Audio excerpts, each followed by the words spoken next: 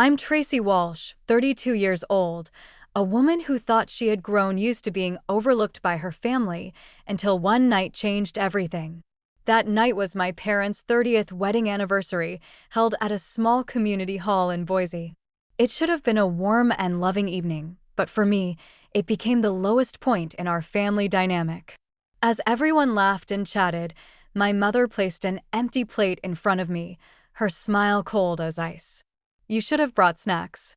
"We won't order for you," she said, her tone light, but dripping with contempt. Beside her, my sister savored a $230 lobster and steak, her smug expression silently reminding me of where I stood. My father chuckled, his eyes glinting with amusement, and the entire table erupted in laughter. Everyone except me. I sat there gripping the edge of my chair, my face burning with humiliation and anger. They expected me to smile again, to swallow it like I always did. My sister leaned back, slicing her steak as she basked in the glow of their praise. And my mother's voice pierced the air again, sharp and deliberate. "Tracy, don't make a scene." But this time, I wasn't the same obedient Tracy they thought I was. Something inside me snapped after years of being treated as less. I stood up, my hands trembling, but my gaze steady, and I announced something that made every fork freeze midair. The laughter stopped instantly. Smug smiles disappeared, and I saw the shock widen in my sister's eyes. For the first time in my life, every eye in the room was on me, not out of pity, but out of stunned disbelief. What I was about to say would change everything. And from that moment on, no one at that table could enjoy their meal again. Before we continue with the rest of my story, leave a comment and tell me what time is it where you are and which city are you watching from. I'd love to know how far my story has reached. 2 days before the anniversary party, I was juggling a dozen tasks to make my parents' 30th wedding celebration perfect. Fresh off a divorce, I was still piecing my life back together. Yet, I booked the Boise Community Hall, ordered white lilies, and coordinated catering for 50 guests. My mother, Patricia, barely acknowledged my efforts, her focus glued to her phone, texting about decorations. I didn't expect a thank you, but her indifference stung. Meanwhile, my sister Brenda breezed in, flaunting a new designer purse my parents had gifted her. They'd paid off her car loan last month, too, while I was stuck covering their electricity and water bills every month without a word of gratitude. Brenda, a few years older than me, soaked up their praise like it was her birthright, her laughter filling the house as my father, Edward, nodded approvingly. I kept my head down, folding napkins for the party, but the weight of their favoritism pressed harder each day. I'd been paying their internet and grocery bills for years, ever since I moved back home to stabilize my finances. Yet, they never once offered to chip in or even recognized my contributions. Instead, Patricia would beam at Brenda's stories of her banking job, while Edward clapped her on the back for landing a big client. My role, invisible like always. That evening, as I scrubbed dishes in the kitchen, my phone pinged with an email from Brian Parker, a former colleague from my office job. His message was short but chilling. He'd heard rumors at the old firm that Patricia had been siphoning money from a family investment fund years ago. He didn't have proof, just whispers from a retired accountant who'd seen questionable transfers. My stomach churned. Was that why they leaned on me for bills? Were they hiding something bigger? I waited until Patricia was out of earshot and cornered Edward in the living room. "Why am I always the one paying for everything?" I asked, my voice steady but sharp. He shrugged, his eyes fixed on the TV. "You've got a job, don't you? It's just family helping family." His dismissal hit like a slap. I pressed further, asking about the family fund Brian mentioned. Edward's face tightened and he muttered, "Don't stir up trouble." Then he walked away, leaving me standing there, my hands clenched. The email from Brian kept gnawing at me. I reread it, my mind racing. Patricia had always been shy about money, redirecting questions with a smile or a quick subject change. Brenda's lavish gifts, the paid-off loans, none of it added up. I'd been their financial crutch. Yet they treated me like an outsider. The more I thought about it, the more I felt used like a pawn in some game I didn't understand. That night, lying awake in my old bedroom, I couldn't shake the suspicion that Patricia was hiding something dark. Edward's refusal to talk only deepened my unease. I wasn't just covering their bills. I was footing the cost of their lies. As I packed my bag for the party, I resolved to watch them closely.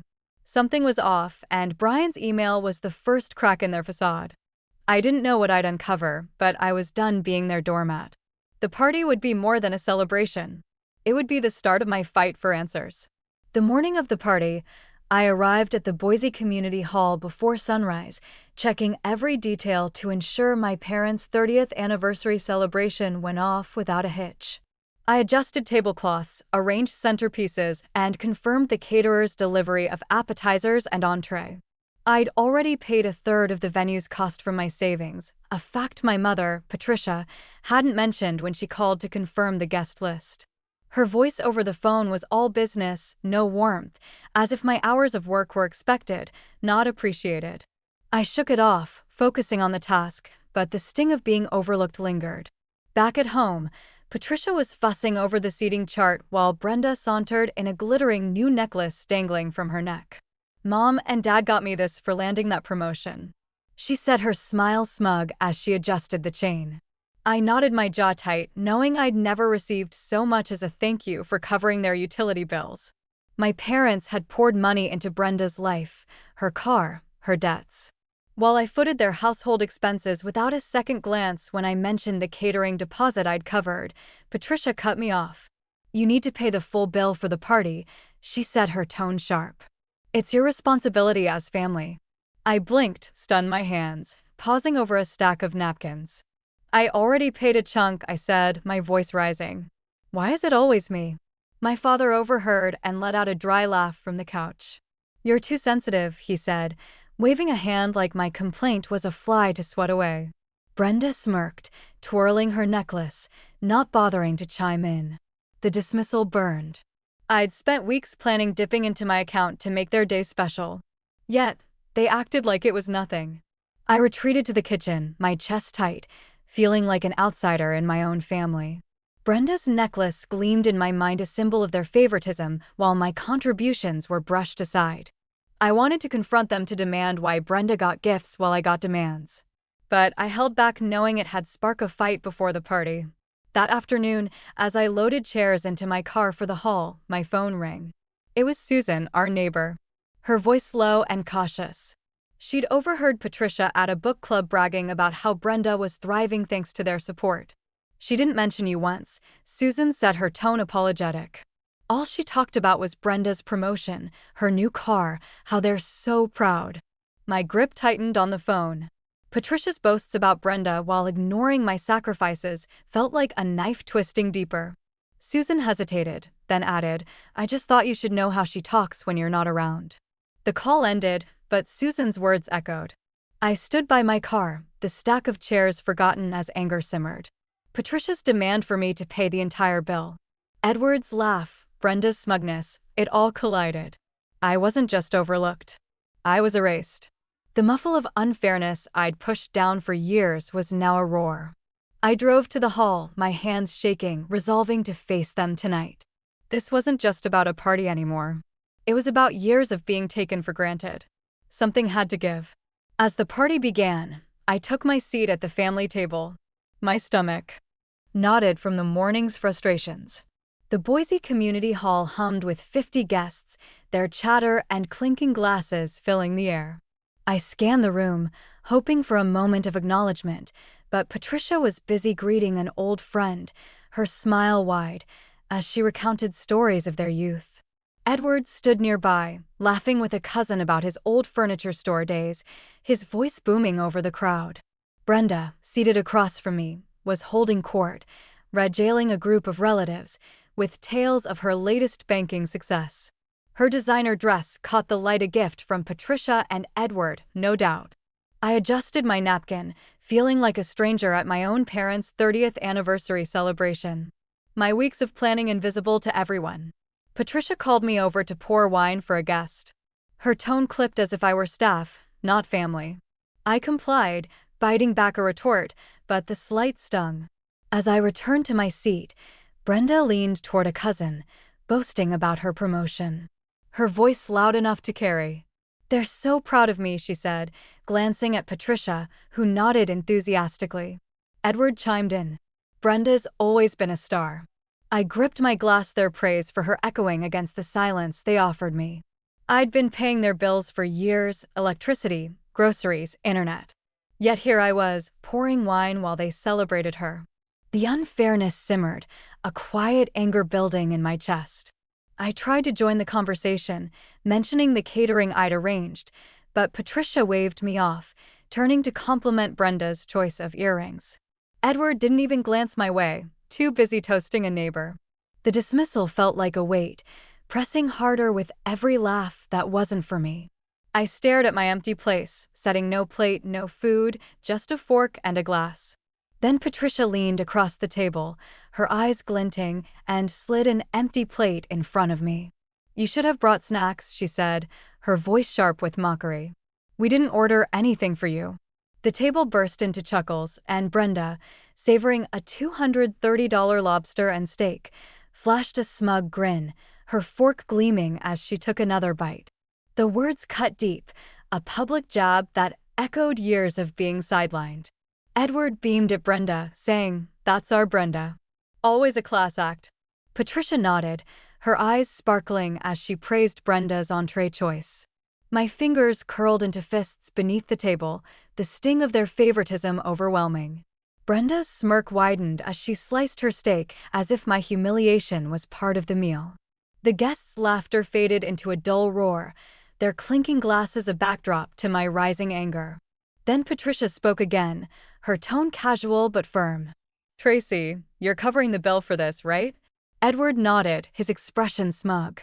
"Family pulls their weight," he said, not meeting my eyes. The audacity of it, expecting me to pay for their lavish party after ignoring my contribution, snapped something inside me. I'd swallowed their disregard for too long, always the one to sacrifice while they fawned over Brenda. My hands shook as I pushed my chair back, the screech, silencing the table. I stood, my voice steady but loud. "Patricia, Edward," I said, locking eyes with them. "You're paying for this party yourselves, and I'm done covering your bills, every single one." The room froze. Forks hovered. Glasses stilled, and every head turned. Brenda's grin vanished, replaced by a piercing glare, her lips parting as if to retort. Patricia's face hardened, her eyes narrowing. "Tracy, sit down," she hissed, but I didn't move. Edward's smugness faltered, his brow creasing as he leaned forward, caught off guard. The guests shifted their whispers, fading into a tense hush. Brenda set her fork down, her stare icy as if I'd broken an unspoken rule. The air grew heavy, the celebration's warmth replaced by a chill. I stood taller, my pulse racing, but my resolve unshaken. Their entitlement had pushed me too far. I'd carried their financial burdens for years, believing it was my duty. But this moment, the empty plate, the demand for payment, Brenda's smugness made it clear. I wasn't just done paying. I was done being their doormat. Patricia opened her mouth, likely to scold, but I raised a hand. "No more," I said, my voice firm. "You've taken enough." Guests exchanged uneasy glances, some whispering, others staring wide-eyed. Brenda's glare held, but I saw unease in her eyes. Edward coughed, trying to regain control, but his confidence was gone. Patricia's lips pressed thin, her hands clutching her napkin. Their perfect family facade was crumbling, and I was the one unraveling it. I sat down, my heart pounding, knowing I'd drawn a line that changed everything. Their smugness had shattered, and for the first time, I felt the power of my own voice. The next morning, I packed my suitcase in the quiet of my old bedroom, each folded shirt a step toward leaving. Downstairs, Patricia stood in the kitchen, her arms crossed, her face set in a scowl. "You embarrassed us in front of everyone," she said, her voice low and sharp. "If you can't respect this family, you need to leave." Edward, leaning against the counter, nodded in agreement, his eyes fixed on his coffee mug. "You caused a scene, Tracy," he said, his tone cold. "We don't need that kind of trouble here." I stood in the doorway, my suitcase handle biting into my palm, and faced them. "I've done nothing but support you," I said, my voice steady despite the ache in my chest. I paid your bills, planned your party, and got nothing but mockery in return. Patricia's skull deepened, and she snapped. You're exaggerating. We've always been there for you. Edward didn't look up, just stirred his coffee as if my words were irrelevant. Their dismissal stung, but I'd expected it. Years of being overlooked had hardened me to their indifference. Brenda appeared from the living room, her expression hard. You're so selfish, Tracy, she said, her voice dripping with disdain. You don't appreciate everything Mom and Dad have done for you. I stared at her, stunned by the accusation. Appreciate what I shot back. Paying your car loan while I cover their groceries. Getting a plate shoved in my face while you're praised. Brenda's eyes narrowed, but she didn't respond. Just folded her arms and stood beside Patricia as if choosing sides. The room felt smaller, the air thick with their united front against me. I turned away, my throat tight, and stepped outside to clear my head. Sitting on the porch, I dialed Ellen, my best friend, my hands trembling as I recounted the party, the empty plate, and the morning's ultimatum. Ellen listened quietly, her voice warm when she finally spoke. Tracy, you don't deserve this. She said, they've taken you for granted for too long. Her words were a lifeline pulling me from the edge of doubt. She paused, then added, you should go to Ruth's place. She's had her own issues with Patricia. She'll understand. Ruth, my aunt, had distanced herself from Patricia years ago after a falling out over family money. The idea sparked a flicker of hope. I thanked Ellen, her support, grounding me, and hung up. Back inside, I faced Patricia and Edward one last time. I'm leaving, I said, my voice firm. You can handle your own expenses from now on.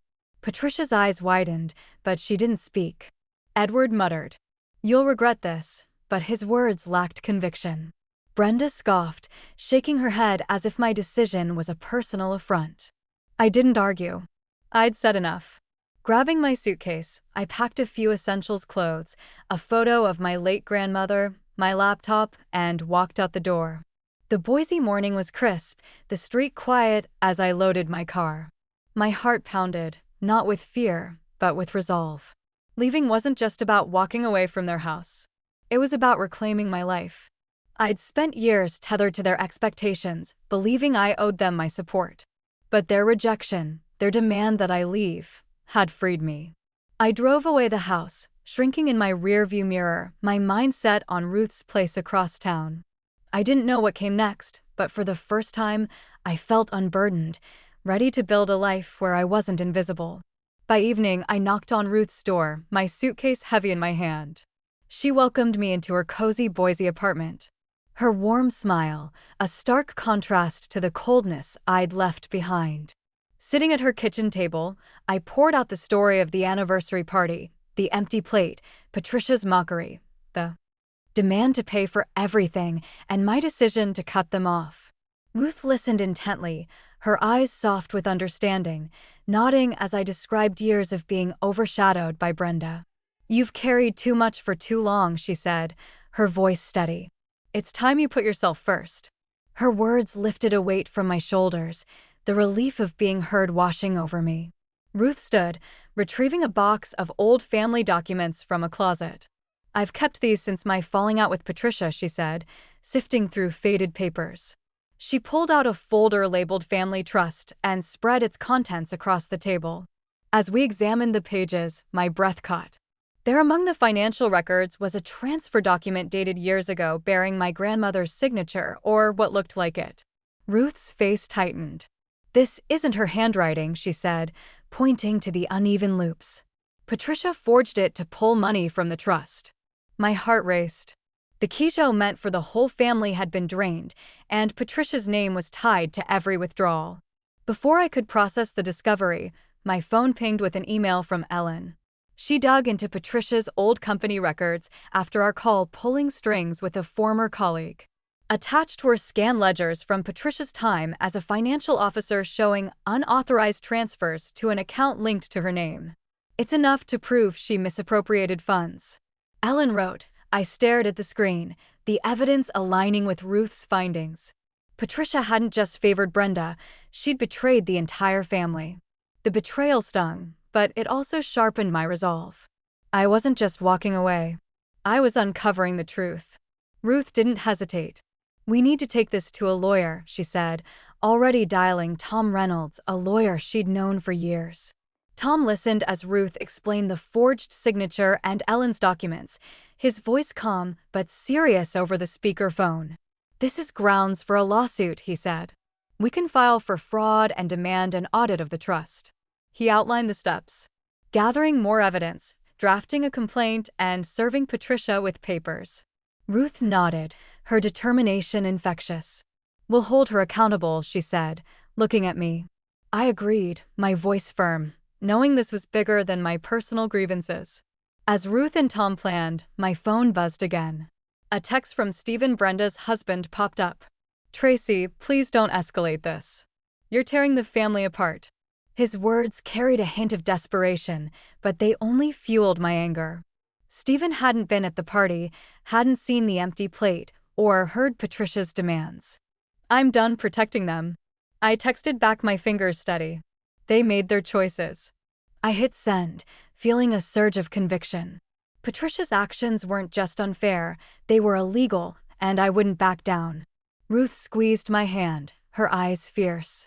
"You're doing the right thing," she said. The documents on the table, Ellen's email, and Tom's plan formed a path forward. The forged signature was the final piece, proof that Patricia's betrayal ran deeper than I'd imagined. I wasn't just reclaiming my life. I was fighting for justice. As night settled over Boise, I felt a quiet strength, ready to face whatever came next.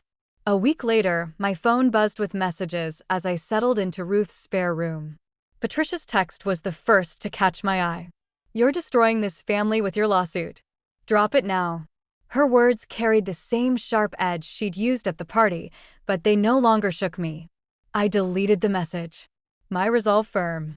On social media, Brenda had posted a scathing rant, calling me a traitor and selfish for suing our mother. Her followers piled on, their comments stinging but predictable. I scrolled past, refusing to engage. Their attempts to guilt me only strengthened my determination to see this through. The courtroom in Boise was stark, its wooden benches filled with a small crowd as the hearing began. Ruth stood tall, presenting the forged trust document and Ellen's ledgers to the judge. Her voice was steady, detailing how Patricia had siphoned funds meant for the family. The judge's face remained impassive, but when Ruth showed the mismatched signatures, a murmur rippled through the room. Patricia, seated across the aisle, stared straight ahead, her jaw tight. The bank's representative confirmed they'd frozen her accounts pending the investigation, a move that hit her like a visible blow. I sat beside Ruth, my heart steady, knowing we'd exposed the truth. After the hearing, I walked to a nearby coffee shop, needing a moment to breathe. Edward was waiting there, his face lined with worry. "Tracy, let's talk," he said, his voice softer than I'd ever heard. "This lawsuit is tearing us apart. Can't we settle this as a family?" His plea caught me off guard, but it felt hollow. I thought of the years I'd paid their bills. The empty plate at the party. The silence when I needed support. "You had your chance to be fair," I said, my tone even. "I'm done carrying you all." Edward's shoulders slumped and he looked away. No counter to offer. I left the shop, my steps lighter, unburdened by his request. Back at Ruth's, I found a letter from the bank waiting on the kitchen table. It confirmed the trust funds had been restored to Ruth's name, a victory that felt like a long overdue correction. Ruth hugged me, her eyes bright. "We did it," she said, her voice thick with relief. The money wasn't just hers. It was a piece of our family's legacy, stolen and now reclaimed. I nodded, a quiet pride settling in. Patricia's betrayal had been laid bare, and I'd stood my ground through it all. The courtroom that day wasn't just about money. It was about justice. Patricia's messages, Brenda's posts, Edward's plea, they couldn't undo the truth. I'd fought for what was right, and for the first time, I felt truly free from their shadow. 6 months later, I unlocked my new apartment in Boise, the key, a small symbol of my fresh start. The space was modest, but mine filled with light and the quiet promise of independence. I'd cut off all contact with Patricia, Edward, and Brenda, blocking their numbers and ignoring their attempts to reach me. My phone, once a constant source of their demands, now stayed silent, and I felt a peace I hadn't known in years. I arranged my few belongings, a bookshelf, a second-hand couch, a photo of my late grandmother, and let the weight of the past slip away. Word reached me through Ruth that Patricia and Edward had lost their house. The lawsuit's fallout left them bankrupt, their savings drained by legal fees and the frozen accounts. They'd moved into a cramped rental across town, a far cry from the home I'd once helped sustain. I felt no satisfaction, only a distant ache for what could have been. Their choices had led them here, just as mine had led me to this new beginning. Brenda's life had unraveled, too. Ruth heard from a mutual friend that Brenda had been let go from her bank job, her reputation tarnished after the trust fund scandal. She and Stephen, along with their kids, were now squeezed into his parents' small home, a stark contrast to her once glamorous lifestyle. I didn't dwell on her downfall. It was a consequence of her complicity, not my revenge. I'd moved beyond their world, focused on building my own. Ruth called me one afternoon, her voice warm, but serious. "I'm putting you in charge of the family trust," she said. "You've earned it." The restored funds, now safely in her name, needed someone steady to manage them, and she trusted me. I accepted, grateful for her faith. The trust's income gave me a financial cushion, letting me cover rent and start a savings plan without the burden of supporting others. For the first time, I was building a future on my terms, not theirs. As I settled into my new life, I realized family isn't defined by blood, but by respect. Ruth's support, unlike Patricia's demands or Brenda's disdain, showed me what true connection meant. I'd spent years chasing approval from people who never valued me. But now I saw my worth. Standing up at the party in court and by walking away had set me free. To everyone who's followed this story, thank you for listening. I'd love to hear your thoughts. What would you have done in my place? Share below and let's talk about finding strength in letting